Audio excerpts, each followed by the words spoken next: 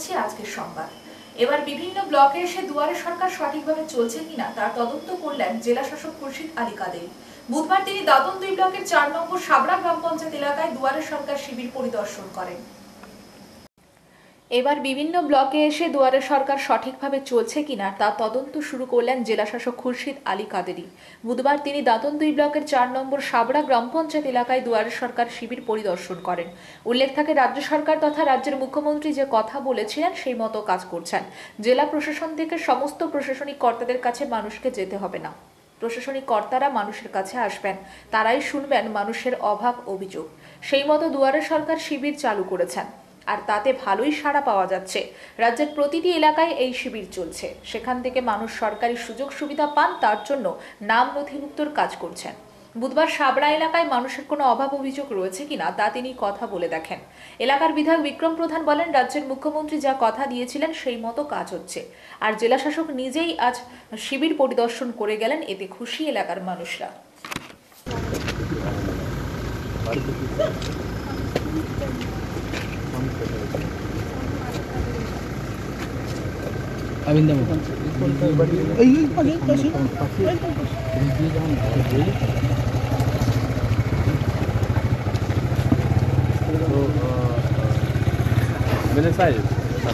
আপনার এখানে কত ছিল? 2046 টোটাল কত ছিল দাম?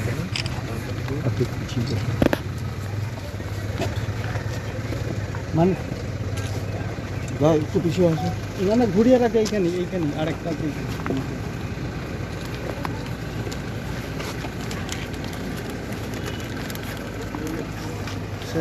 স্যার টোটাল হচ্ছে আমার 2315 প্রায় 24,000। আমাদের এখানে বাড়ি দেওয়ার কথা আছে, প্রত্যেকটা ভেরিফিকেশন করা হচ্ছে, সবাই জানে। অ্যাকচুয়ালি যারা বাড়ি পাওয়া দরকার তাদেরই বাড়িটা 100% ভেরিফিকেশন। মুখ আপনি ছুটে এসছেন যে অ্যাকচুয়ালি দুয়ারে যে সরকার দেখছেন, তো একদম উৎসবের আকারে দুয়ারে সরকার হচ্ছে এবং মানুষকে পরিষেবা দুয়ারে সরকার থেকে মানুষ যেটা পায়, যেটা আমাদের নির্বাচনী ইশতেহারে ছিল এবং আমাদের সিএম ম্যাডাম বলেছিলেন যে আমরা ক্ষমতায় ফিরলে আজকে ডিএম এর কাছে পাবলিককে আসতে হবে না, ডিএম যাবে পাবলিকের কাছে, বিডিওর কাছে মানুষকে আসতে হবে না, বিডিও যাবে মানুষের কাছে, হ্যাঁ, আইসি ওসিরা এসপিরা যাবে মানুষের কাছে, তারা মানুষ আসবে না সেখানে। আজকে সেই যে নির্বাচনী ইশতেহার আজকে কার্যকরী হয়েছে। আজকে ডিএম সাহেব আমাদের মানুষের কাছে ছুটে এসছেন, কি দরকার আপনার। অতএব আমি এলাকার বিধায়ক হিসাবে আপনাকে কৃতজ্ঞতা জানাচ্ছি, বিডিও সাহেবকেও আমি কৃতজ্ঞতা জানাবো, আমাদের ওসি সাহেব আছেন বেল্লা, আর তাদেরকে এবং আইসি জোড়াগাড়িয়া আছেন, সবাইকে আমি ধন্যবাদ কৃতজ্ঞতা জানাই যে আপনারা মানুষের পাশে, মানুষের সঙ্গে থেকে ডিএমের কাজ করা। আপনার এন্ড থেকে যদি কিছু কমপ্লেন থাকে বা কোথায় কিছু এরকম অভিযোগ থাকে যে আমাদের এখানে বাড়ির ব্যবস্থা করতে হবে, জলের ব্যবস্থা করতে হবে, ইমিডিয়েটলি ভিডিও সাইটে জানাবেন। ঠিক আছে, সে নিয়ে কিছু নেই, আমি তো পুলিশের কাজ করব, আমি অ্যাজ এ টিম হিসাবে কাজ করছি। ওর একটাই লক্ষ্য আছে কি আমাদের মানুষের পাশে দাঁড়াতে হবে, ওর কিছু লক্ষ্য। ঠিক আছে, অভিযোগ আসতে পারে या কেউ ডিমান্ড করতে পারবেন, ঠিক আছে, ইমিডিয়েটলি রেফার করতে পারবেন আপনি আমাদের কনসার্ন ভিডিও সাইট। ঠিক আছে, ঠিক আছে, থ্যাংক ইউ। আপনি ভালো থাকবেন। রাস্তাটা শুরু হয়ে গেলেই মেইন রাস্তা যদি হয়ে যাবে সেটা হয়ে যাবে এবং আপনাকে যেটা সাবড়ার দিকে যাওয়ার যে রাস্তাটা একদম রাস্তা মনোরম ব্লকের ভীষণ হয়ে যাবে, রাস্তা দুটো লিখে আমাদের না হয়ে যাবে। একটু স্যার ব্লক অফিসে যখন যাচ্ছেন স্যার যাবো। আচ্ছা স্যার, ওই পিডাব্লিউডি যেহেতু আমাদের রাস্তাটা দিয়ে দিচ্ছে, আমার ব্লক অফিসের পার্টির থেকে শুরু করে বেশ কিছু এস্টাবলিশ ভাঙা পড়ছে, ওইটা স্যার যদি কিছু স্যার লোকের বেদখল করে দিয়েছিল, রিকভারি করতে পাশের যে প্লটটা পুরো এইটা এই একেবারে নাকের ডোগায় যে প্লটটা, ওটা স্যারের নামে বোর্ড লাগিয়ে আমরা আমাদের আয়ত্তে রেখেছি গ্রাম পঞ্চায়েতের।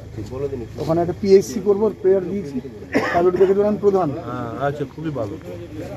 আপনি এরপরে জল পাবেন, তো জল পাবেন, বাথরুম টয়লেট করে দেবো, টয়লেট করে দেবেন, ঠিক আছে, আলাদা টয়লেট আর এসবিএম থেকে টয়লেট করে দেবো। জায়গা আছে এই সাইডে পেছনটা আছে, এই আছে তো। এই ঘরটা যখন ভেঙে যাবে, এই ঘরটা স্যার টয়লেট করবে। মেদিনীপুর মেডিকেল কলেজে প্রসূতি মৃত্যুর তদন্তে ফের মেডিকেল কলেজে এলো সিআইডির তদন্তকারী দল। তারা প্রথমেই চলে আসেন হাসপাতাল সুপারের রুমে, কথা বলেন হাসপাতাল সুপার ইন্দ্রনীল সেনের সঙ্গে, খতিয়ে দেখেন বিভিন্ন নথিপত্র, জিজ্ঞাসাবাদ করা হয় বেশ কয়েকজনকে, সমস্ত কিছুরই ভিডিওগ্রাফি করা হয় এদিন। হাসপাতাল সুপার জানান সিআইডি দল এসেছে, তারা তাদের মতো করে তদন্ত চালাচ্ছে।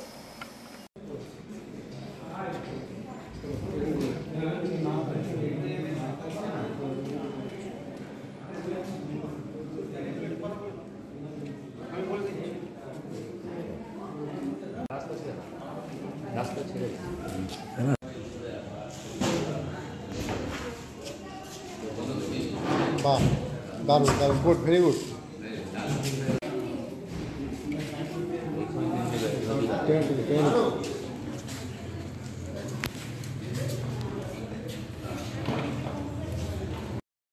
সিআইডির প্রতিনিধি দল এসেছে স্যার? হ্যাঁ, সিআইডির কজন এসেছে?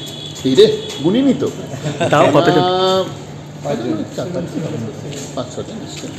স্যার আজকে কিভাবে তদন্ত করছে? তদন্ত করছেন, তদন্তের প্রয়োজনে তো তদন্ত মানে তো শুধু মুখে বলা তদন্ত নয়, তার মধ্যে কিছু মেটেরিয়াল এভিডেন্সেস লাগে, সেই সবগুলো কাগজপত্র সব দেখবেন, নর্মাল যে তদন্তের প্রক্রিয়া। ভিডিওগ্রাফি হচ্ছে আমি অ্যাকচুয়ালি এই বিষয়টার সঙ্গে যুক্ত নেই, ওটা অ্যাডিশনাল কেস সুপারিনটেন্ডেন্ট দেখছেন এবং ওটা ওনারা মানে যাকে যাকে দরকার ডেকে নেবেন যদি প্রয়োজন হয়। নিজের মা ও সৎ বাবা মিলে 6 বছরের শিশুকে মেরে ফেলার উদ্দেশ্যে শিশুর মুখ বেঁধে বেধড়ক মারধর চালায়। শিশু জ্ঞান হারালে তার মৃত্যু হয়েছে ভেবে বাড়ি থেকে 2 কিলোমিটার দূরে একটি ফাঁকা মাঠের ঝোপের আড়ালে গভীর রাতে ফেলে দিয়ে আসে। ঘটনাটি ঘটেছে রামনগর থানা এলাকার উত্তর হলদিয়া গ্রামের খয়রান্ডা এলাকায়। নিজের মা ও সৎ বাবা মিলে 6 বছরের শিশুকে মেরে ফেলার উদ্দেশ্যে শিশুর মুখ বেঁধে বেধড়ক মারধর চালায়। শিশু জ্ঞান হারালে তার মৃত্যু হয়েছে ভেবে বাড়ি থেকে 2 কিলোমিটার দূরে একটি ফাঁকা মাঠের ঝোপের আড়ালে গভীর রাতে ফেলে দিয়ে আসে। ভেবেছিল রাতেই শিয়াল টেনে কামড়ে ছিঁড়ে খেয়ে দেহ লোপাট করে দেবে, কারণ মাটিতে পুঁতে ফেললে ইদানিং ধরে ফেলার ঘটনা হামেশাই প্রকাশ্যে আসছে, সেই আশঙ্কা থেকেই চিন্তা ভাবনা। কিন্তু শিশুটি তার ভাগ্যের জোরে ঠান্ডায় রাতভর প্রায় 8 ঘন্টা সংজ্ঞাহীন অবস্থায় পড়ে থাকার পর শেষমেশ বেঁচে ওঠে। শিশুটি উদ্ধার হতেই খবর চাউল হয় গ্রামে। অভিযুক্ত দম্পতি যুগলকে গাছে বেঁধে বেধড়ক মার, ব্যাপক উত্তেজনা রামনগর থানা এলাকার উত্তর হলদিয়া গ্রামের খয়রান্ডা এলাকায়। পুলিশ বাচ্চাটিকে উদ্ধার করে হাসপাতালে ভর্তি করেছে। তার 2টো হাত ভেঙে দেওয়া হয়েছে, মাথা ফাটিয়ে দেওয়া হয়েছে, বিড়ি সিগারেটের ছ্যাঁকা গায়ের বিভিন্ন জায়গায় দেওয়া হয়েছে শিশুটিকে কষ্ট দেওয়ার জন্য। শিশুর গুণধর সৎ বাবার নাম সুখদেব মণ্ডল, মা মামনি গিরি। প্রায় 5 বছর আগে মামনির প্রকৃত স্বামী কার্তিক গিরির পথ দুর্ঘটনায় মৃত্যু হয়েছে। তারপর থেকে মামনি ছোট্ট শিশু সন্তানকে নিয়ে পাশের গ্রাম দামোদরপুর গ্রামে বসবাস করত। এরপর মাস 3 আগে প্রেম করে উত্তর হলদিয়ার সুখদেব মণ্ডলের সাথে দ্বিতীয় বিয়ে হয়। এরপরে শুরু হয় শিশুর উপর বেশ কিছুদিন ধরে অত্যাচার। পরিশেষে শিশুই যেন দম্পতি যুগলের কাছে পথের কাঁটা হয়ে দাঁড়িয়েছিল। তাই গভীর রাতে শিশুকে ঘুম থেকে তুলে মেরে ফেলার প্রয়াস, এমনটাই প্রাথমিকভাবে পুলিশ সূত্রে জানা গেছে। কিন্তু বিড়ি সিগারেটের ছ্যাঁকা দেওয়া শিশুকে কষ্ট দেওয়ার পেছনে আরও কি মানসিকতার রহস্য রয়েছে তাও খতিয়ে দেখছে পুলিশ।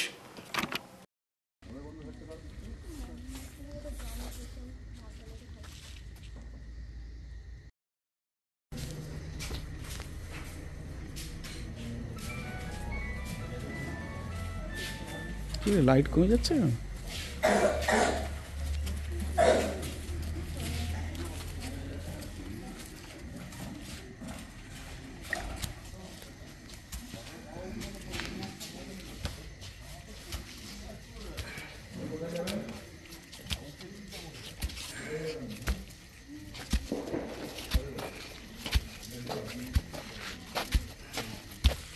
মেয়েকে ছেলেকে এরকম ভাবে মারলেন কেন?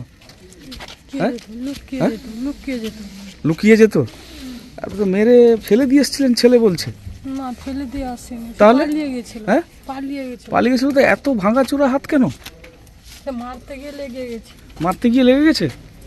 তারপর খোঁজেননি কেন? খুঁজেছি সারা রাত ধরে। অন্য লোকের ঘরে উঠেছে, পরের দিন কাউকে বলেননি তো? সেই দিন সকালে তারা তুলে নিয়ে গেছে। খাল আমাদের খালের এই পাশে বাড়ি, তারা খাল পেড়ে নিয়ে চলে গেছে বাচ্চাটাকে, কিন্তু বাচ্চা আমরা জানি না। এত আঘাতের চিহ্ন কেন? ওখানে কোনো আগুনের ছেঁকা দেওয়া হয়েছে তো? আগুন না স্যার, আমি যে তাকে যে মারতে গেছিলাম না, আমার হাতে যে গরম খুন্তিটা ছিল সেটা লেগে গেছে। তারা তো অনেক আগের তো এটা দেখা যাচ্ছে। হ্যাঁ, সেটা অনেক আগে। মেরে ফেলার ইচ্ছে ছিল? না স্যার। ঠিক করে বলো।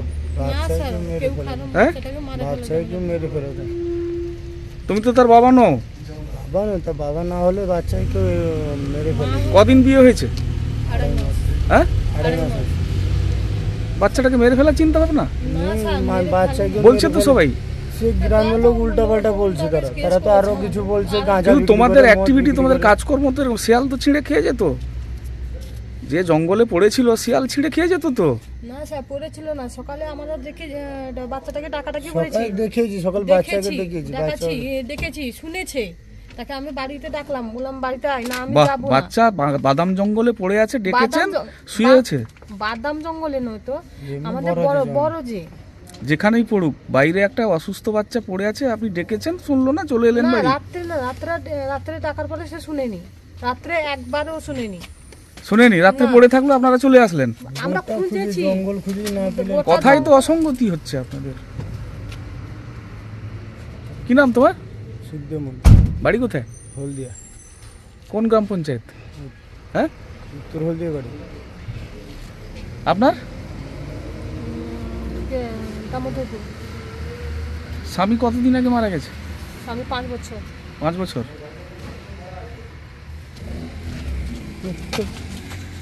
জানিস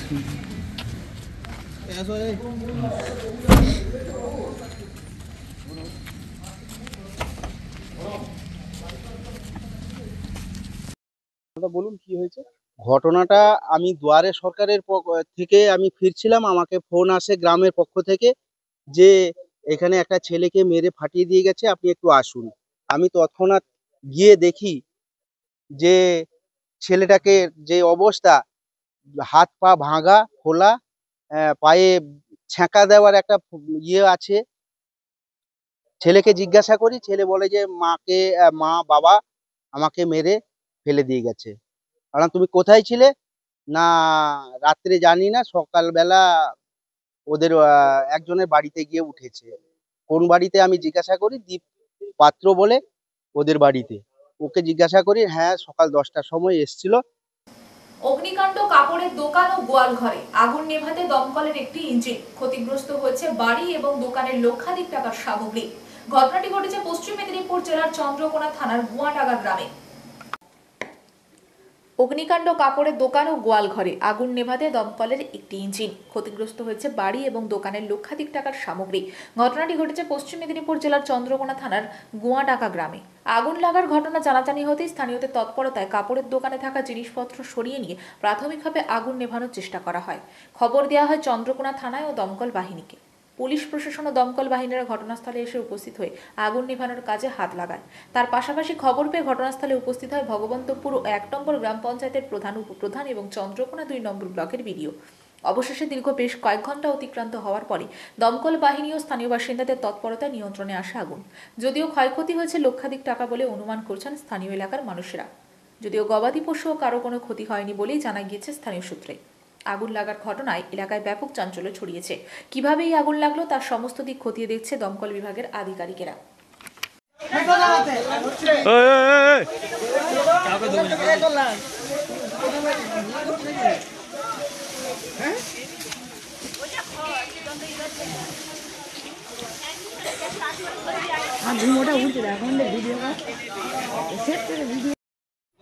আমার গাড়িটা নিয়ে যাবো।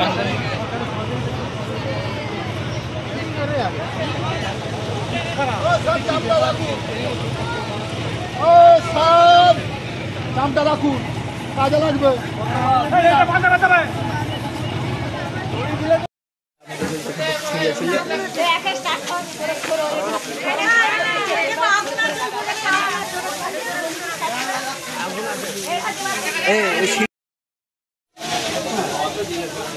ঠিকই করেছে।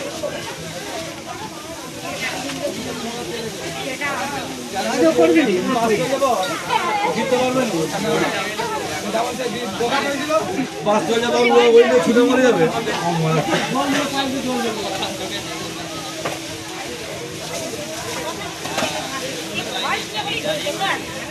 সামনেটা ছাড়ো, ক্যামেরাটা করছে করো।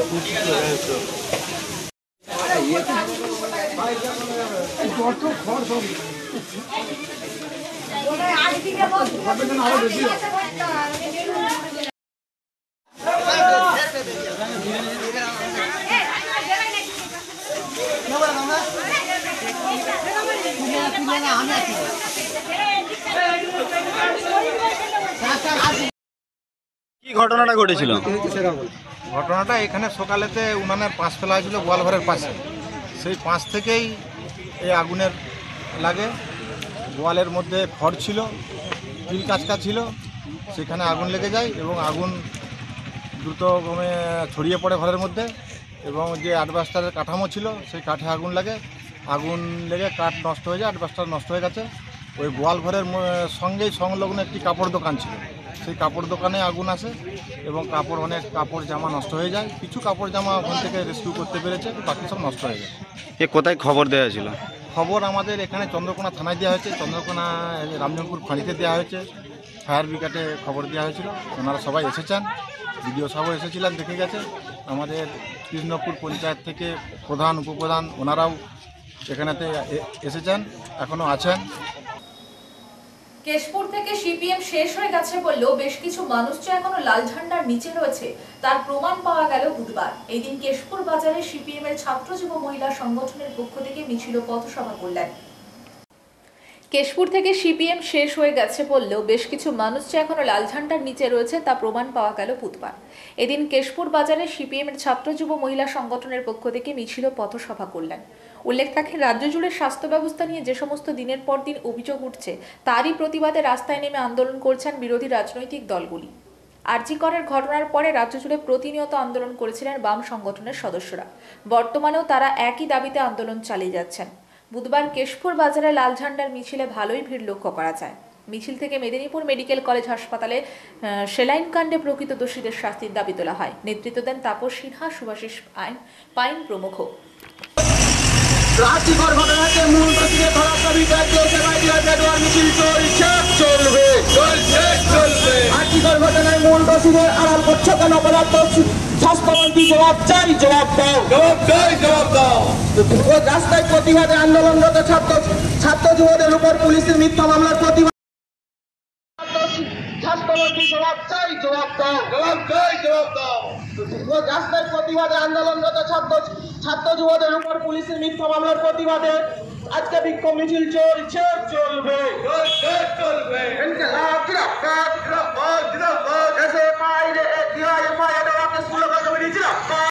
স্বাস্থ্যমন্ত্রী জবাব চাই, জবাব দাও, জবাব চাই, জবাব দাও। জাল সালাইন ব্যবহার করার ফলে মেদিনীপুর মেডিকেল কলেজে 10 দিনের শিশুর মৃত্যু হলো কেন? অপরাধ স্বাস্থ্যমন্ত্রী জবাব চাই, জবাব দাও, জবাব চাই, জবাব দাও। সারা রাজ্যের স্বাস্থ্য ব্যবস্থার বেহাল অবস্থার প্রতিবাদে আজকে বিক্ষোভ মিছিল চলছে, চলবে, চলছে, চলবে। ইনকলাব জিন্দাবাদ, জিন্দাবাদ, জিন্দাবাদ। এসএফআই ডিআইএফআই জিন্দাবাদ, জিন্দাবাদ, জিন্দাবাদ।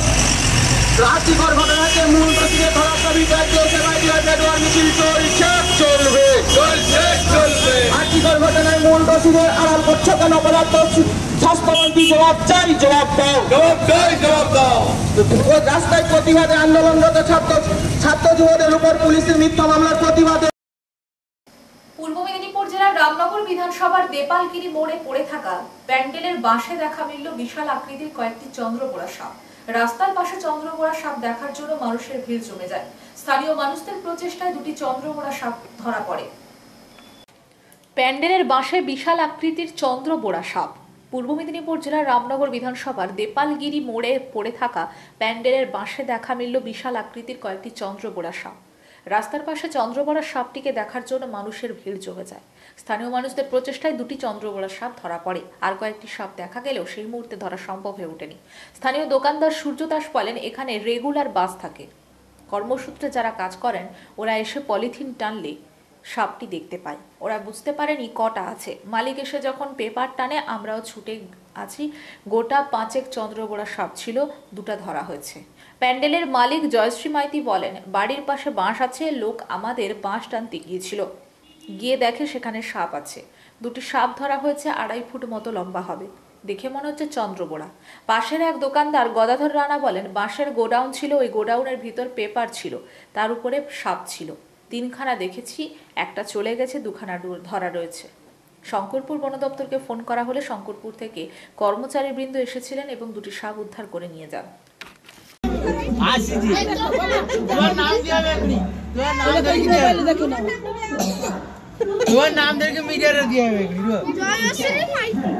ছাড়, আমাকে একটু দেখতে দে, ভিডিওটা করতে দে একটু আমাকে। তুই দেখবি, দাঁড়া।